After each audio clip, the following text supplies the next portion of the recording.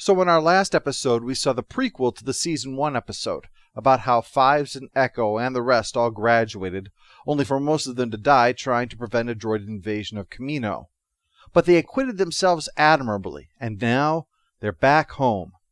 Just in time for a droid invasion of Kamino. You know, it's like painting the Golden Gate Bridge. The job's never actually finished. The good guys pick up a transmission between Asajj Ventress and the General Grievous discussing the idea, and Rex and Cody take that shit seriously. So Anakin says, hell yes, take the 501st back to Kamino and see who can blow up the most droids. Winner gets permission to grow a mustache. We learn from another conversation between Grievous and Ventress that the targets are the clone DNA room and the barracks. That will wipe out the reserves and end any possibilities of future reserves. The Republic is prepared, but are they prepared for a robot Kraken? Of course not. Nobody's prepared for a robot Kraken. Nobody except for robot Captain Nemo. Echo and Five's taken a bit of the nostalgia of being as close to a home as the clones have, and even finds 99 still around doing his own small part. It allows for a chance to fill in anyone who didn't see the episode from 2 years ago to find out what happened. We can't leave everything up to announcer guy, after all. So, why have you returned to Kamino? The General's received word of an impending attack here. Well, how can I help? Well, I think there's some potatoes that need peeling. All potatoes have been peeled, sir! All too soon, trouble starts as the Separatist fleet arrives. On hand to help coordinate the defense is Shaak Ti, who notes the fleet seems rather underwhelming given its ambition. You don't attack a strategically vital, heavily well-defended position with whatever you happen to have lying around. Not unless you're either so desperate you're hoping to get lucky, or you found a way to make your own luck. Grievous appears to be sacrificing his transports in favor of protecting his command ship. Something's not right. Colonel, your metal is crooked. I'm sorry, but it's driving my OCD crazy. Turns out that wreckage isn't really wreckage. It's full of droid reinforcements. That's really the life of a droid, isn't it? To be asked to fall out of orbit in a big jagged lump of metal so that you can run in front of well-armed people who want to shoot you. No wonder L337 was so worked up over every little thing. Obi-Wan suspects something is up, though. Only you could be worried about the ships I already shot down. When Anakin shoots something, it stays shooted. But Obi-Wan sees it. They're busy Voltroning the bits together to make assault craft for the droid armies. But some of the Aqua droids find him and attack, forcing him out of the craft. And obviously, they don't need to worry about air on account of their Aqua droids. And they don't even have Aquaman's talk-to-fish powers. And there it is, the one time that useless power would actually have saved the day. Obi-Wan warns everybody. Good thing that he went down there. Good thing that his instincts said, there must be something more going on here. And immediately after telling them, giant robot Krakens attack. Nice timing. So it's a big-ass fight. The Kraken pulls back with a long shaft located between its legs and plunges it deep into the gap in the smooth surface to expel its load of little soldiers. Almost sexual, isn't it, Smithers? So, it's full-on war in the facility.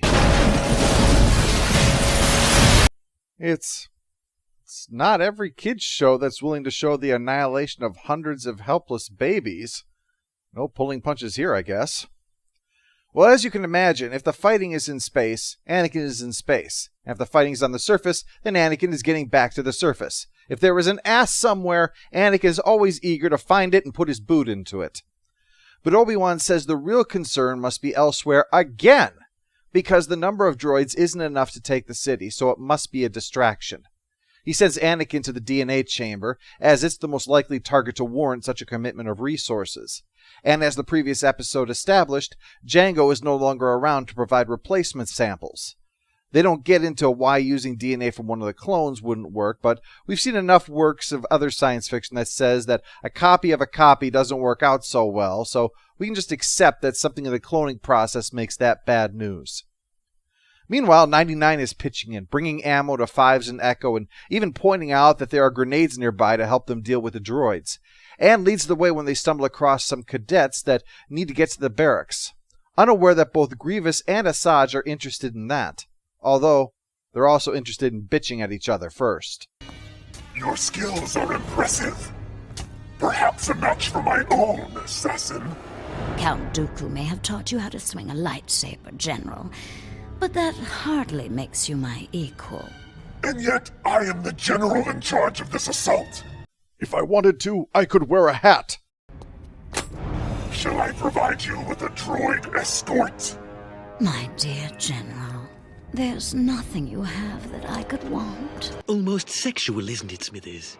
The little group makes it back to the barracks, where they meet up with Rex and Cody, who think a good bit of training in the art of war is fighting for your frickin' life.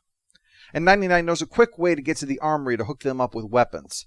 So while our lovable hunchback lopes off to victory, Ventress reaches the DNA chamber and grabs the sample.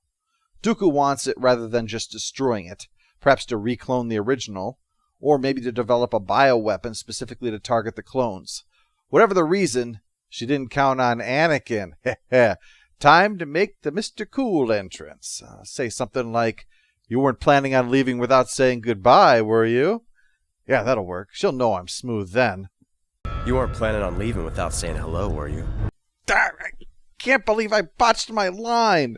You'll get a second chance at a one-liner. I'll just have to stab her in the face and tell everybody I said it right. You know, Obi-Wan wouldn't have walked into a screwed-up one-liner like that. All too easy. Define easy, General. I define it as your mother, Kenobi. Damn, I walked right into that one. I'll have to stab him in the face and just tell everyone he didn't have a witty comeback. So there's a whole lot of fighting going on for a while. Lightsabers and more lightsabers, and troopers versus droids, the latter depending a lot on grenades. So when they run out of grenades, 99 makes a break to get more, only he gets shot several times in the effort. But the bad guys get driven back, the DNA sample is recovered, everything looks good.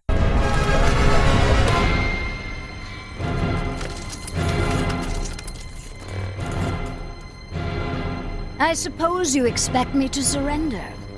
No, Miss Ventress, I expect you to die. Yeah, that'll be a good finishing line. Actually, I plan to let the clones execute you right now. Damn it, I ruined it again. Now I'll have to stab all these clones in the face. Well, she gets away anyway, but 99 is celebrated as a true soldier, and Fives and Echo are made ARC troopers, which is a real honor, so we end on an overall positive note. A positive note standing amidst the rubble and the dead. If you're here for a lot of war in your Clone Wars, this episode is for you. This is the all-action, all-the-time episode. It helps to further put the focus on Fives and Echo in anticipation of other events throughout the season. But there's not a whole lot else for me to say, other than I like the idea of showing individual clones mattering, so that in the end, even the fall of 99 is mourned by his fellow clones, and felt by the audience, with his can-do attitude. As he said in the previous episode, he never got his chance.